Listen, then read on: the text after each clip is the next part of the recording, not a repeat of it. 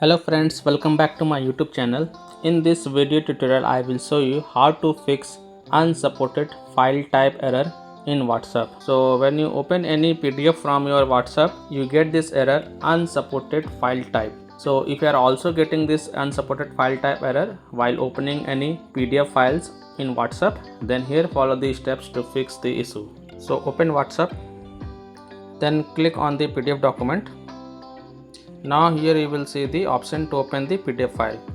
You can select Drive PDF Viewer, or you can also click on Internet PDF Viewer. But if you don't have any app to open the PDF file, then go to Play Store, tap on search for Acrobat PDF Reader, and you can install it. And after installing it, again go to the WhatsApp app, and here tap on the PDF document, open it. And here you will see the Adobe Acrobat option, select that, and then your PDF will get open. But if still your problem is not solved, then check for the WhatsApp server status.